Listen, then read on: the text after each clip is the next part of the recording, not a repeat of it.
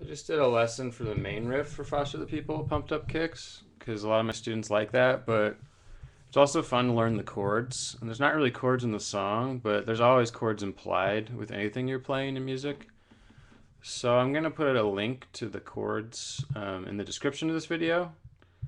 And let me pull it up real quick to make sure I follow it along. So when you're searching, like if you want to learn chords, make sure when you do a Google search for like the song you're looking for, make sure you search for chords and not tabs, because in Ultimate Guitar there's a difference between when it says tabs versus chords. Because chords is just going to give you a chord chart, which is super useful to have. And like the more advanced you get with music, you actually a lot of times prefer just knowing what the chords are.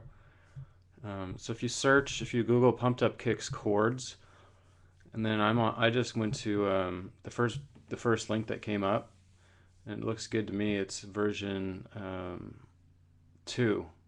There's a bunch of versions, but this one has 5 stars and 154 votes, so that's perfect. So first thing that definitely looks right to me is it says capo on 1st fret, because if you were to just try, because the riff is like down here, it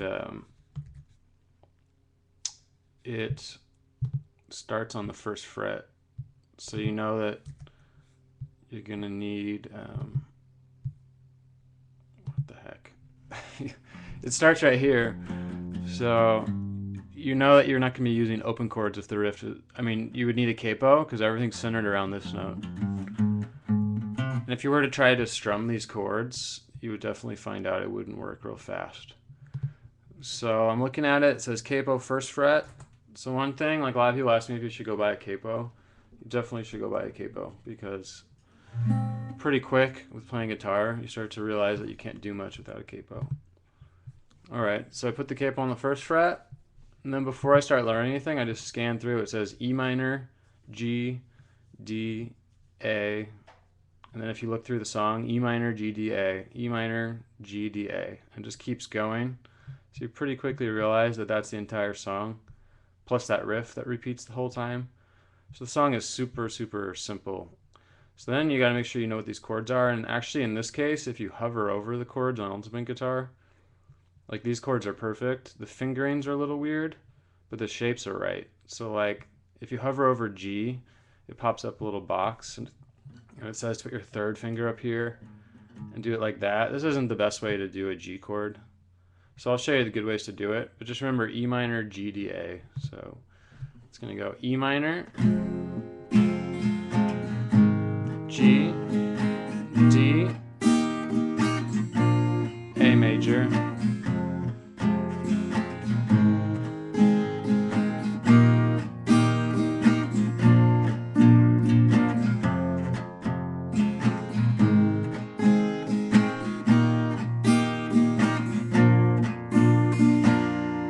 Alright, so let me show you how to do the chords in case you're totally new and don't know this. Middle finger on 2 for E minor, ring finger right above it, and like you got to kind of cram them in there. So it's too hard to get them up both next to the fret, so this one ends up over a little bit. You strum all the strings. So E minor. Next one you need is G. This is super useful to make sure you know how to do this. Keep your middle finger down, lift your 3rd finger up, put it right there, and then put your pinky up on the top. And it helps a lot when you're playing G to put your thumb up here, because this pinky will curl up and it'll make it easier to play. So E minor, G, then we need to jump all the way up to D, and then A. So D, you want to strum from the D string. It's a D chord. It actually doesn't matter if you hit the A string, it'll still sound okay. You want to strum from D, put your 1st finger on 2, 3rd finger on 3, middle finger on 2. And then I always tell everyone it's a triangle that points to the right. Because see, it looks like a triangle shape.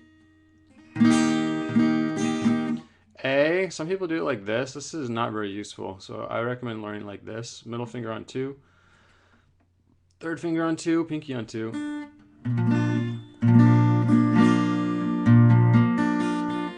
So all these fingers are crammed in there on the 2nd frets, and all that's relative to the capo. Or if you're a little more advanced, you can do it like this. So like,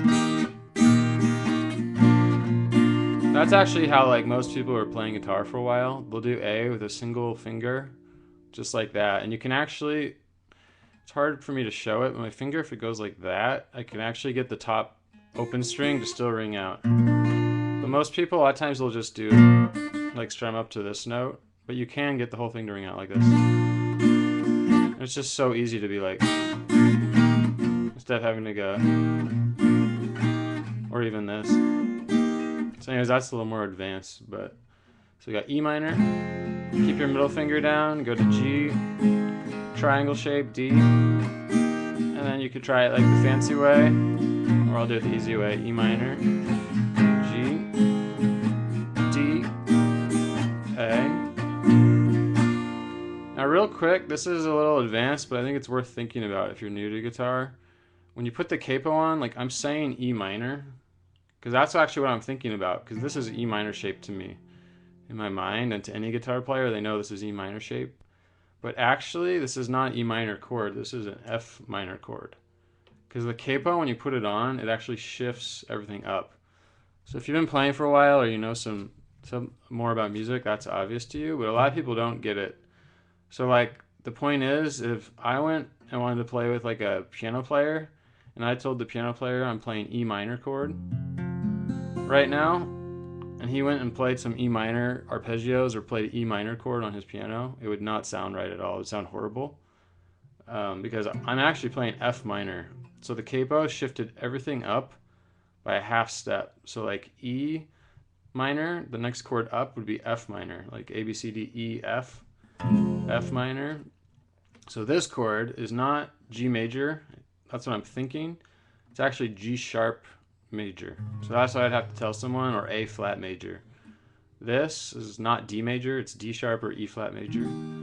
And this is A sharp or B flat major. So it's real important, and if you start playing with people who play another instrument and aren't using the capo, because another guitar player could put a capo on here and everything would work normal. Like, you would all be thinking the same thing and it would sound right. Like, we could be pretending this is E minor when actually it's F minor the whole time.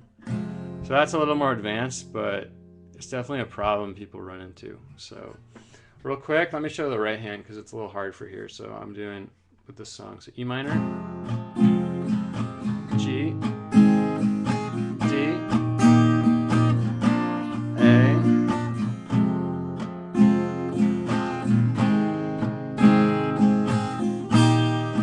D, A. So what I'm doing is down. I'm doing down, down.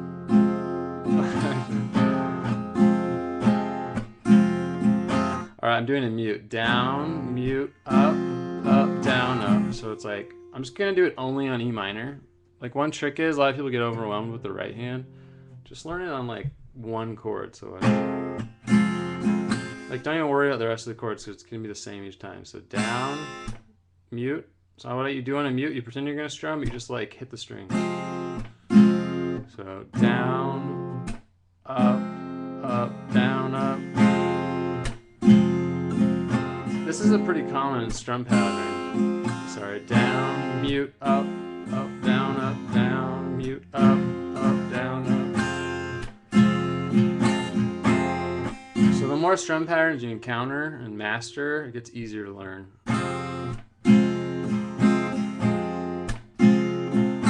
Down, up, down, up.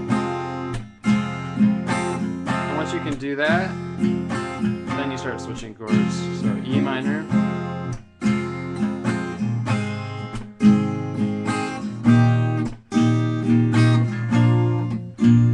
the way I was doing it though, like originally I wasn't doing that mute so extreme. It was just like, see, it's real light.